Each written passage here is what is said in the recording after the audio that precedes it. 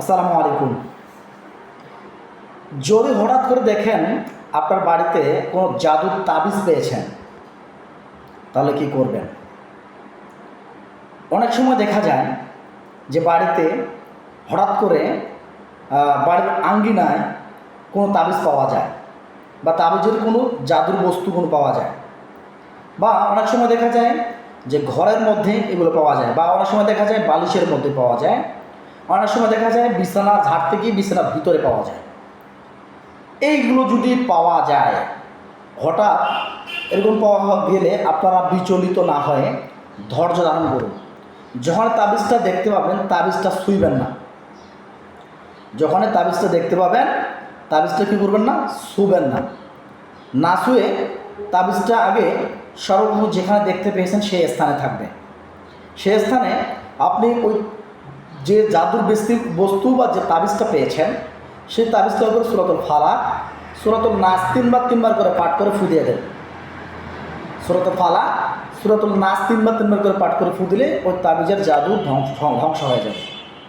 যখন ধ্বংস হয়ে যাবে, তারপর আপনি ওই তাবিজটাকে হাতে নেবেন। ঠিক আছে? এখন বলতে পারেন যে অর্থাৎ কেন আমরা ছুঁইব না? কেন ছুঁইবেন না? যদি এমন কোনো তাবিজ হয়ে থাকে, ওই তাবিজটা আপনি যদি ছুঁয়ে থাকেন, যে ব্যক্তি অসুস্থ নয় সেই ব্যক্তিও কিন্তু অসুস্থ হয়ে যাওয়ার সম্ভাবনা থাকতে পারে বা থাকে। এই জন্য বিশেষ করে আপনার তাবিজ না ছুঁয়ে আগে সূরা ফালাক তিনবার, সূরা নাস তিনবার পাঠ করে আপনি কী করবেন, ওই তাবিজের উপর ফু দিয়ে তারপর আপনি তাবিজটাকে হাতে নেবেন। হাতে নিয়ে তারপর আপনি পরিবারের সঙ্গে পরামর্শ করতে পারেন। তারপর আপনি পরিবারের সঙ্গে পরামর্শ করে এখন আপনি দেখতে পারেন এটা কিসের তাবিজ। আপনি যদি দেখতে চান, সাধারণভাবে আপনার একটা কাজ করতে হবে। কি কাজ? যে আপনার এটা কিসের জন্য জাদু করা হয়েছে, বা কি এটার ভিতরে কী আছে, এটা যদি দেখতে চান, বা তাবিজটাকে যদি আপনি নষ্ট করতে চান, এটা নষ্ট করার জন্য আপনি কী করবেন, এক বাটির মতো পানি নেবেন। এক বাটির মতো পানি নেওয়ার পর ওই বাটির পানির ভিতরে তাবিজটাকে ঢুকিয়ে দেবেন।